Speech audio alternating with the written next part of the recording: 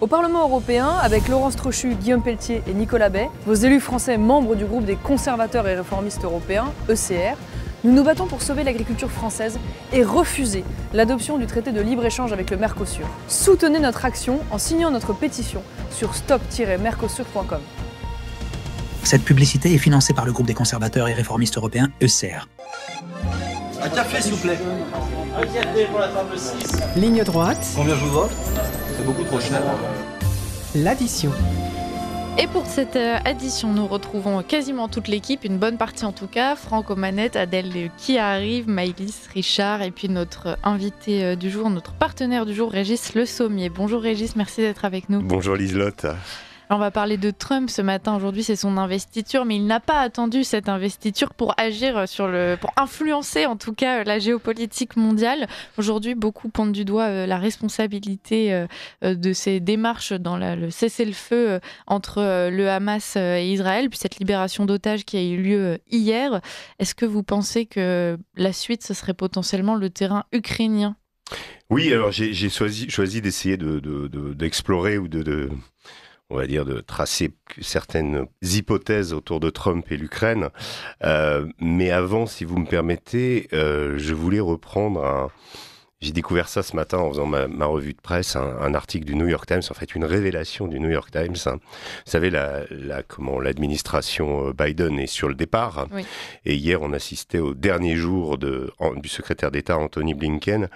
Et ce matin, le New York Times nous apprend qu'en novembre 2022, le chef d'état-major des armées américaines, le général Milley, qui à l'époque, moi que je suivais beaucoup sur Internet, j'étais toujours assez surpris, vous savez, dans le concert guerrier auquel on avait droit, vous aviez quelques voix discordantes et souvent ce chef d'état-major de l'armée américaine nous expliquait qu'il paraîtrait difficile à l'Ukraine de reprendre la Crimée, de reprendre le Donbass, mettant des hypothèses, on va dire, basses sur les perspectives de victoire ukrainienne, alors que tout le monde célébrait, ou en tout cas s'apprêtait à célébrer une défaite de la Russie.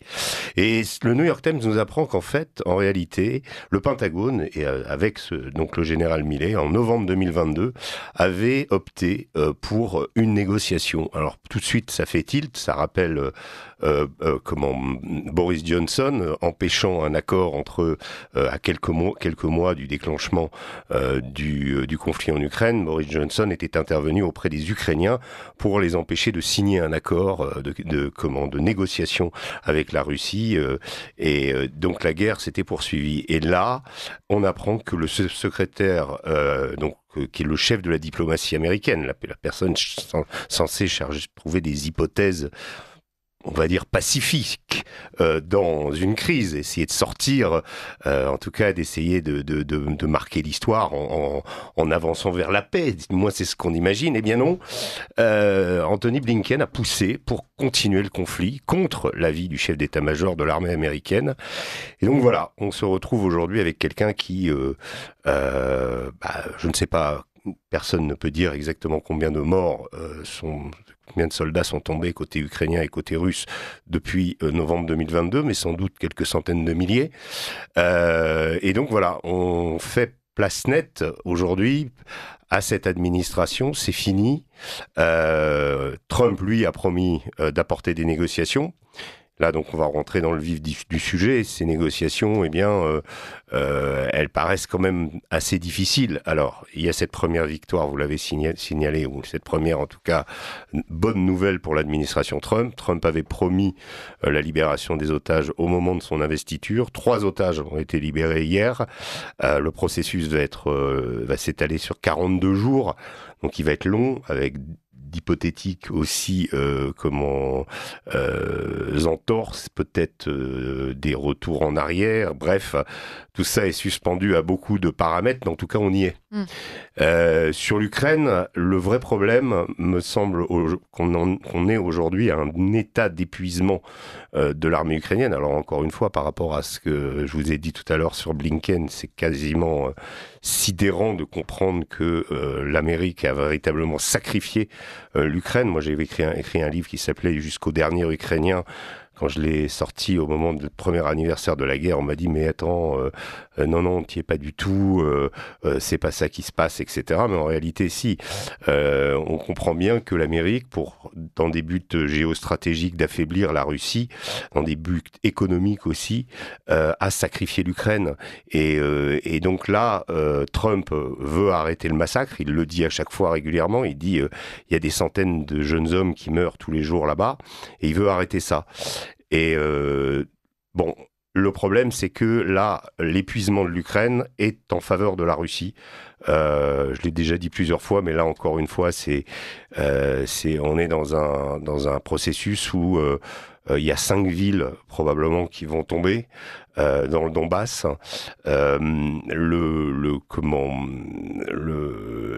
La présence ukrainienne sur le territoire russe à Koursk tente à s'amenuiser, et on est quasiment, les Russes vont rentrer dans une autre zone administrative, dans une autre région qui est l'oblast de Dniepro. Donc ça veut dire que les Russes vont dépasser le Donbass bientôt en termes de territoire reconquis, et que plus on attend aujourd'hui, plus l'Ukraine perdra du terrain. Et ça, les Russes le savent. Donc, on sait que Trump et Poutine ont prévu de se rencontrer, qu'il y a des équipes de part et d'autre qui échangent des hypothèses, des choses qui ont été proposées, plus ou moins, un gel du conflit. Reste en suspens la question du statut de l'Ukraine dans le futur, puisque pour les Russes, c'est inacceptable que l'Ukraine rejoigne l'OTAN. Donc il est évident que je pense que les États-Unis ne vont pas proposer ça. Poutine veut que l'Ukraine devienne une zone neutre. Est-ce que c'est acceptable pour l'Occident, et au vu des moyens investis dans cette guerre en Ukraine, est-ce que ça ne signifie pas si Trump accède aux demandes de Poutine, une capitulation en race campagne, et donc un affaiblissement de l'Occident? Donc bref, tout est sur la table. L'interrogation est totale. Maintenant, vous l'avez vu avec les otages. Avec Trump, on n'est jamais à l'abri d'une surprise. Il a le vent en poupe. On le sent bien. Même côté ukrainien, le président Zelensky a essayé par 3 fois de demander d'assister à l'investiture de Donald Trump, mais il n'a pas eu une réponse favorable aucune de ces fois. Donc ça veut dire quoi? Ça veut dire que oui, Trump rentre dans un rapport de force avec Zelensky pour sans doute lui faire accepter des termes qui ne plairont pas aux Ukrainiens, ça c'est quasiment certain. Maintenant, est-ce que la grande inconnue, ça reste Poutine, maître de l'échiquier de la guerre, et c'est lui qui va décider, puisque son armée a le vent en poupe. Voilà. Alors, son armée a le vent en poupe, mais il est quand même obligé d'aller chercher des Nord-Coréens pour battre sur le front ukrainien. Et par ailleurs, du côté de Gaza et de la Palestine et d'Israël, est-ce que véritablement c'est uniquement Trump qui peut être crédité de la libération de ces otages, ou est-ce que l'administration Biden, avec Blinken, n'a véritablement rien fait? Non, alors, vous avez raison pour la deuxième partie. Je répondrai sur la première. Moi, je mets un bémol sur la question de l'utilisation des Nord-Coréens en infanterie sur le saillant de Souja à Koursk. Il n'y a aucune preuve actuellement, et beaucoup d'experts très sérieux le soulignent. Pour moi, ça me paraît être une donnée emphatique, de façon une emphase qui a été faite de façon à montrer que le conflit s'internationalisait. Les Nord-Coréens ont fourni des armes. Moi, j'ai eu l'occasion de constater ces fournitures d'armes lors d'un reportage. Je suis tombé sur des obus nord-coréens qui avaient été fournis à l'armée russe et qui étaient utilisés comme artillerie, du 152 mm. Donc ça, je peux vous le concrétiser puisque je l'ai vu. Maintenant, sur la question de l'utilisation des troupes, il y a certainement des instructeurs, peut-être des forces spéciales, mais 10 000 soldats nord-coréens, il n'y a aucune preuve là-dessus. Je pense que c'est un argument qui a été utilisé pour que l'administration Biden puisse autoriser Zelensky à frapper, à utiliser les attaques MS, les Storm Shadow et les missiles Scalp français dans la profondeur contre la Russie. Ça a été une des étapes, et immédiatement après, quand on nous a annoncé l'arrivée de ces Nord-Coréens, moi j'étais à Koursk à ce moment-là, eh bien on a vu les attaques de missiles dans la profondeur. Les deux n'ont rien changé, donc que ce soit les Nord-Coréens Il n'y a pas eu vraiment d'évolution sur ce front-là en particulier. Et puis, je vous dis, pour moi, ça me paraît très difficile d'utiliser 10 000 soldats qui n'ont pas la formation militaire des Russes, ni l'expérience, au bout de 2 ans de guerre, enfin 3 ans de guerre. Les Nord-Coréens n'ont pas combattu depuis les années 50. Maintenant que Kim Jong-un est envoyé une certaine de ses troupes pour les aguerrir, pour leur faire obtenir une expérience, oui, mais dans ce cas-là, je pense que c'est plutôt des volumes beaucoup plus petits, voire des gens qui sont à la manœuvre pour les missiles nord-coréens, parce que ça, au-delà des obus nord-coréens, il y a aussi des missiles nord-coréens qui ont été fournis. Il y a une coopération militaire, il y a un accord militaire. Maintenant, je mets très très en doute l'idée de l'utilisation de 10 000 Nord-Coréens sur le Sayan Tsuja. Ensuite, pour ce qui est de Gaza, vous avez raison de souligner le travail qui a été fait par l'administration Trump. Si on considère qu'aujourd'hui, les termes de l'accord qui a été signé sont quasiment les mêmes que ceux qui étaient déjà sur la table il y a 3 mois. Alors on peut accuser diverses parties d'avoir retardé cette échéance, de ne pas avoir voulu continuer la guerre, ou d'avoir voulu continuer la guerre, pousser son avantage peut-être pour les Israéliens sur le terrain, pour le Hamas peut-être continuer le chantage autour des otages. Bref, en tout cas, tout était déjà sur place. Maintenant, ce qui s'est passé avec Trump, vous savez, c'est l'aspect psychologique, le côté déterminant. Trump arrive, il fait peur aux ennemis de l'Amérique. L'Iran, je vous donne cet exemple, a décidé d'ajourner les frappes de riposte qu'elle avait prévues sur Israël à la suite de l'attaque israélienne du 26 octobre dernier. L'Iran a dit nous ne frapperons pas en attendant l'élection de Trump pour donner une chance à la paix, et le président iranien s'est déclaré prêt à rencontrer Donald Trump. Donc vous vous rendez compte quand même, on passe quand même d'une situation de quasi-guerre entre l'Iran et l'Amérique à une situation où l'Iran se dit attention, avec celui-là, on en a très peur, mais il y a peut-être aussi moyen de négocier. Voilà. Et donc c'est très important, je pense, ce caractère psychologique où Trump a pu faire pression sur les 2 parties. Il n'a pas fait pression que sur le Hamas et ses alliés, il a fait pression aussi sur Netanyahou. Et donc, il y a eu un accord à l'arraché, un accord qui, on le voit bien, est quand même pour les Israéliens à la fois un soulagement puisqu'ils vont revoir les otages, mais aussi un coût énorme puisque plus de 1000 terroristes palestiniens vont être libérés, dont des gens absolument dangereux, permettant au Hamas de montrer, de célébrer. Et hier, on voyait des choses absolument incroyables, des militants du Hamas avec des types qui prenaient des selfies autour. Bref, une espèce d'atmosphère et de parfum de victoire dans la bande de Gaza. Et donc ça, Israël voulait l'éviter. Israël n'a pas pu l'éviter. Quelque part, c'était inévitable. En tout cas, c'est un accord qui a un goût amer pour l'État hébreu. Quand vous dites que Donald Trump, la figure de Donald Trump fait peur et qu'en même temps elle est ouverte aux négociations, aux compromis, en l'occurrence, face à Vladimir Poutine, on ressent peut-être moins cette peur. C'est peut-être d'ailleurs quelque chose qui joue en faveur d'un point de vue strictement humain et psychologique. Est-ce que Vladimir Poutine a la sensation d'avoir enfin un interlocuteur à sa hauteur, quelqu'un qui, s'il ne peut pas admirer, au moins respecter pour la figure qu'il incarne? Écoutez, à partir du moment où vous avez quelqu'un qui est de la trempe de Donald Trump, qui est un peu le nouveau shérif en ville, qui vient vous dire « je suis prêt à négocier avec vous et il faut arrêter la guerre », quelque part, d'un point de vue de Poutine, qui ne cesse depuis des dizaines d'années, et surtout depuis qu'il est au pouvoir, de faire que la Russie soit reconnue et qu'il y ait un véritable pacte de sécurité entre l'Occident et la Russie, c'est tout à l'avantage de Poutine, évidemment, de dire oui. Et on est dans une époque où l'autocrate a le vent en poupe. Alors, ça paraît aberrant de dire ça, ça paraît transgresser nos démocraties et autres, mais la vérité, elle est là. Que vous preniez Netanyahou, Erdogan, Poutine et plein d'autres, Mohamed Sissi en Égypte, à chaque fois, c'est le retour de l'homme fort. Le retour de l'homme fort. Vous avez les Trump d'Amérique du Sud, Jair Bolsonaro, Javier Milei, tous ces gens-là sont des forts en gueule, défendent leur pays, leur souveraineté, et c'est cette philosophie politique qui aujourd'hui a le vent en poupe dans le monde. Alors, que cette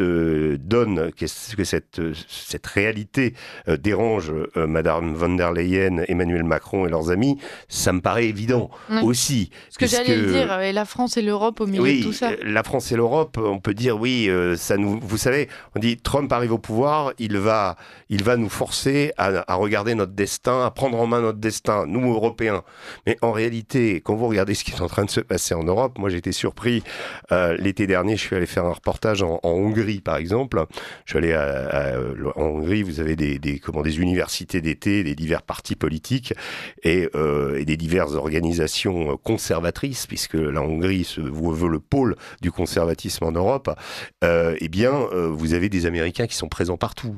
Vous allez chez Giorgia Meloni, les Américains sont persona grata à Rome. Ils s'intéressent, je parle pas de n'importe quels Américains, je parle des Américains conservateurs, les think tanks conservateurs, les lobbies pro-Trump, etc., etc.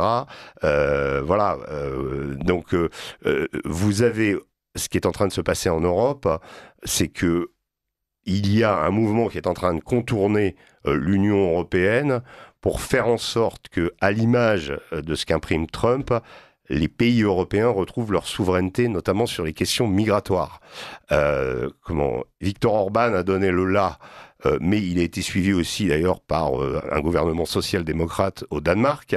Mais quand vous regardez ce qui est en train de se passer, Giorgia Meloni, elle aussi, a pris en main le destin migratoire de l'Italie.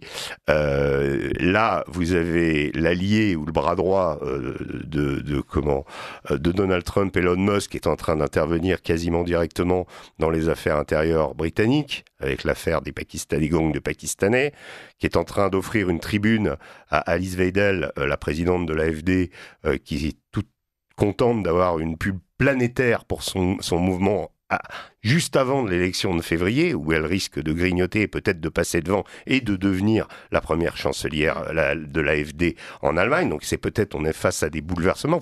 Quand même que l'AfD a promis de sortir de l'Europe à partir du moment si Alice Weidel est élue, est désignée chancelière. Donc c'est un bouleversement énorme.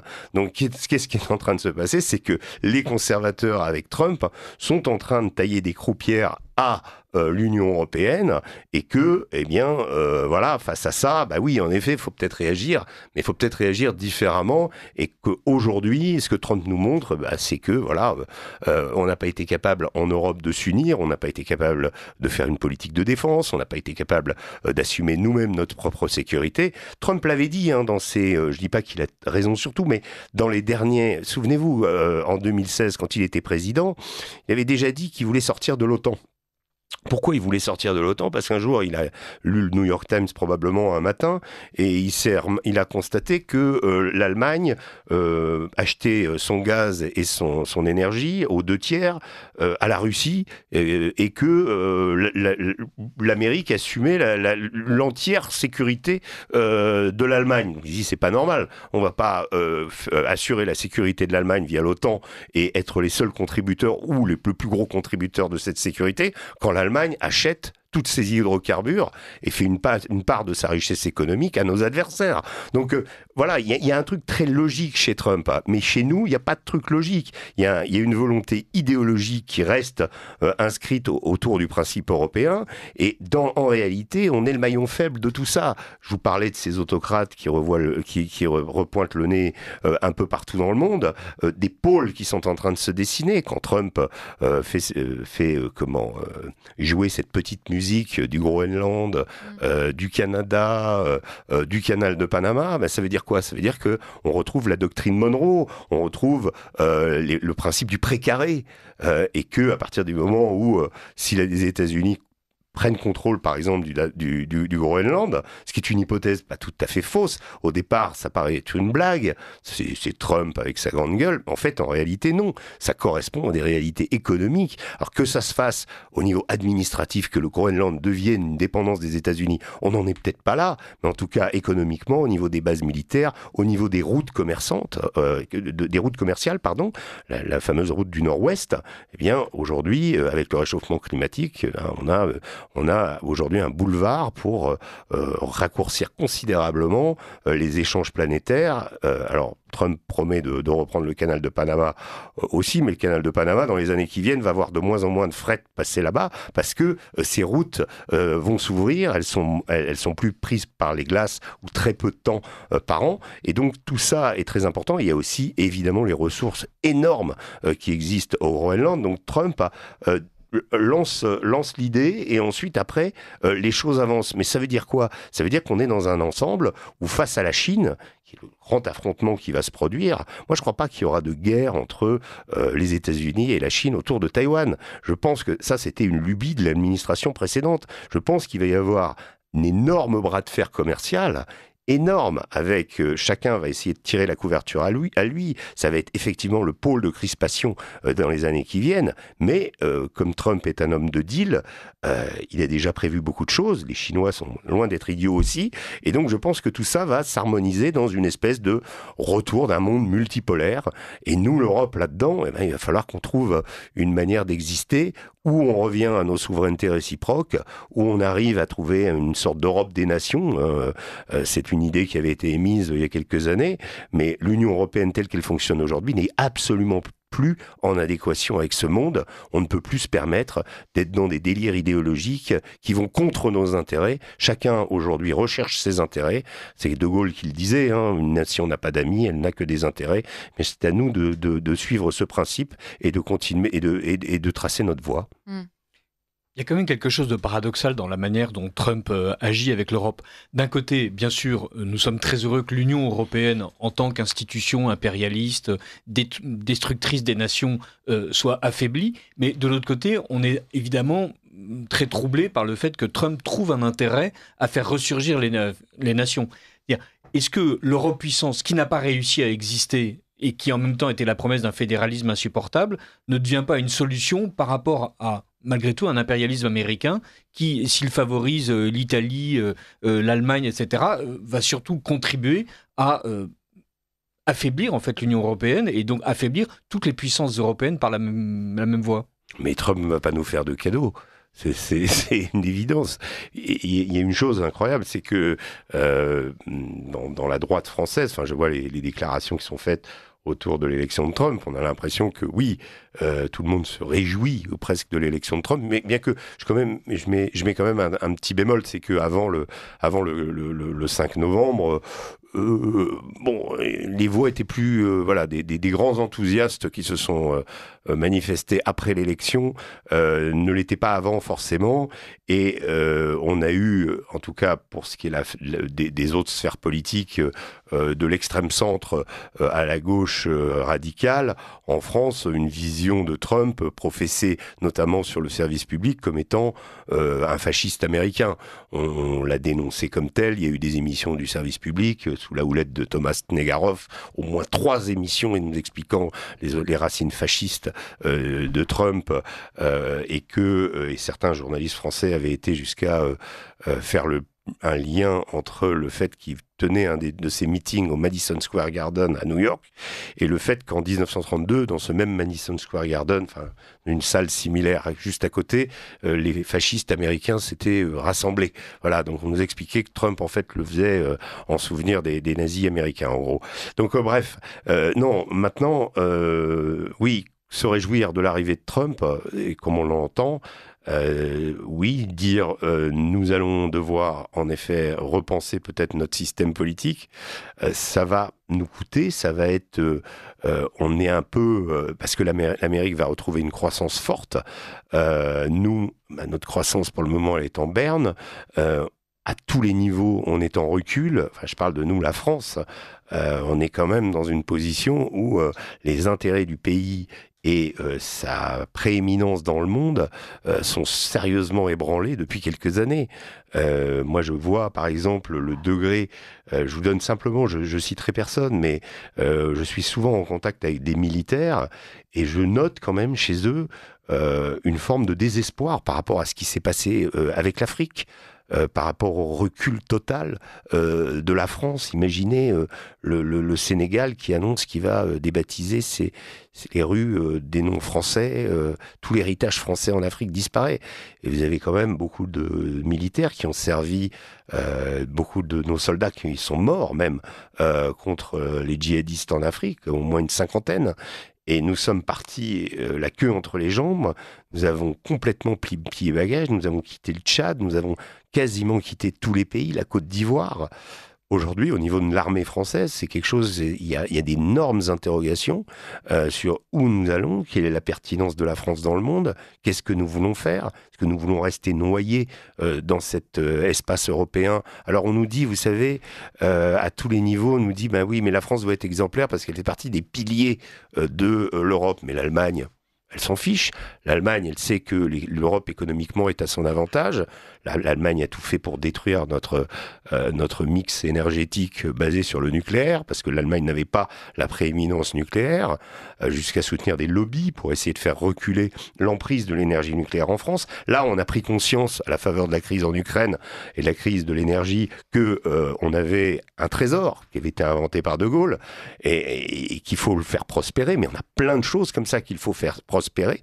Or, on vit actuellement une période de recul de l'influence française, du fait français, et on a besoin beaucoup de revenir très rapidement sur nos valeurs, sur nos richesses finalement, et d'essayer de reconquérir et de reprendre l'initiative, parce que on va à l'inverse de ce que font les autres pays. Rendez compte, l'Italie, qui est maintenant largement inscrite sur la carte et qui, aujourd'hui, d'abord est en train économiquement de surperformer, mais aussi diplomatiquement, aussi, et ça, c'est pas Trump qui l'a fait, c'est Mélanie. Mélanie, à qui on ne donnait pas une chance au début. On s'est dit ensuite, ah oui, elle s'est faite, elle a été mise au pas par Ursula von der Leyen. Non, elle n'a pas été mise au pas par Ursula von der Leyen. Elle a compris qu'elle avait une carte à jouer, et elle a joué la carte de la souveraineté, et elle a joué la carte de son pays et de ses intérêts. Voilà. Et c'est ce que les Allemands vont faire. Je vous dis, moi j'ai écouté Alice Weidel, c'est assez clair. On dit, ah oui, l'AfD, le parti d'extrême droite, on se gargarise toujours de ces termes en disant, oui, en plus c'est en Allemagne, donc forcément c'est des nazis derrière. Non, c'est des gens qui en ont assez de l'immigration de masse incontrôlée, qui veulent qu'on s'intéresse aux Allemands et qui ont comme souci la prospérité des Allemands. Mais ils sont totalement en phase avec ce que souhaite Trump. C'est pas étonnant que Elon Musk intervienne pour essayer de donner un coup de pouce, mais c'est pas ça qui va faire l'élection. Et je vous dis, on est dans un processus qui est en train de se mettre en place chez nos voisins. À nous de suivre un petit peu le tempo de l'époque et de nous mettre en phase dans cette nouvelle ère qui est en train de s'ouvrir. Au-delà de la géopolitique pure, on voit quand même qu'il y a une influence des États-Unis qui est déjà très forte en Europe. Là, on en a beaucoup parlé avec ces questions de liberté d'expression, de réseaux sociaux. Et c'est Fabrice Epelboin qui nous expliquait que les États-Unis pourraient potentiellement menacer de quitter l'OTAN si jamais notre politique à ce niveau-là ne convenait pas. Qu'est-ce que vous pensez justement de l'OTAN qui devient un outil, qu'il était déjà, mais cet outil de pression qui va bien au-delà des questions géopolitiques pures? Écoutez, si les États-Unis quittent l'OTAN, il n'y a plus d'OTAN. Enfin, si vous voulez, il restera des lambeaux, mais la réalité, c'est que l'OTAN, c'est le faux-nez des États-Unis depuis la fin de la Seconde Guerre mondiale. Est-ce que c'est quelque chose qu'on doit craindre ? Non, mais Trump va nous demander de mettre la main à la poche, ça c'est clair, d'augmenter nos budgets militaires et de, quelque part aussi, suppléer à ce que les États-Unis faisaient en Ukraine. Et là aussi, on va se retrouver dans une situation où on va devoir continuer ce conflit. Si ce conflit continue, s'il n'y a pas de négociation, mais il faut être clair, continuer le conflit en Ukraine, continuer à soutenir l'Ukraine si les États-Unis ne soutiennent pas, c'est peine perdue. On va donc assister, les États-Unis auront quelque part donné le là de ce conflit avec l'administration précédente. doubler la mise en disant on continue pendant 1 an, 2 ans, 3 ans pour tenter d'affaiblir la Russie. Puis une fois que on s'est rendu compte que le souhait du départ ne s'est pas réalisé, eh bien on se retire. C'est assez classique de la part des Américains. En souvenir de l'Afghanistan après 20 ans de guerre, on repart. Le Vietnam également. Une fois que le jouet est cassé, souvent les États-Unis s'en vont. Nous, là, on va nous demander de prendre la place. Est-ce qu'on en a les moyens? Est-ce qu'on en a la volonté? Est-ce que finalement continuer un conflit comme ça qui nous a coûté énormément, nous a coûté finalement a coûté à l'Europe, l'a affaibli de façon drastique. La crise économique en Allemagne est une réalité directement liée au conflit en Ukraine. Le plasticage du pipeline Nord Stream a été une catastrophe pour les Allemands.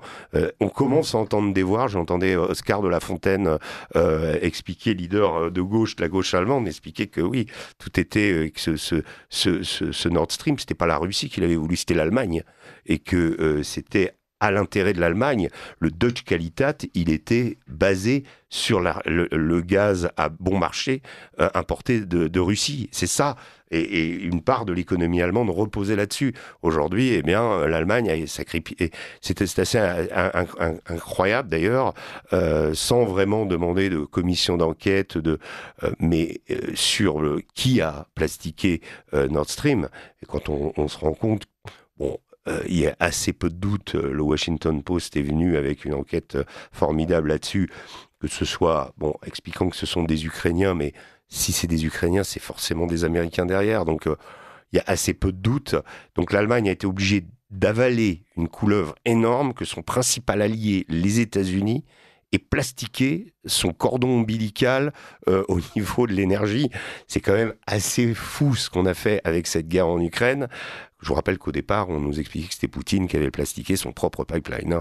Voilà. Mais donc on a vu des choses absolument aberrantes et voilà, et on assiste à un nouveau suicide de l'Europe en direct. Mais il faut se réveiller. Alors, je vous dis, en Allemagne, ça commence à faire son chemin. Des politiques, et les Allemands se disent mais attendez, mais pourquoi on a fait ça?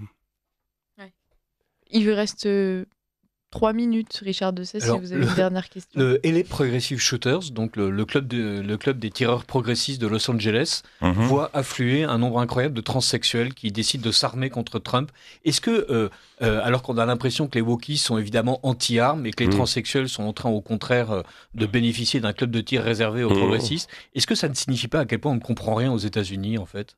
La dimension guerrière des États-Unis, elle est marquée d'abord dans la Constitution, premier amendement, on est The Right to Bear Arms, qui est longtemps souvent débattu, l'omniprésence de la NRA, qui est un lobby ultra puissant. Dès qu'un élu local commence à demander un contrôle, ne serait-ce que le nombre de cartouches qu'on peut mettre dans un AR-15 ou de le diminuer, eh bien tout de suite il est battu aux élections parce que la NRA intervient et il se retrouve dans une position affaiblie et on lui fait un bad buzz.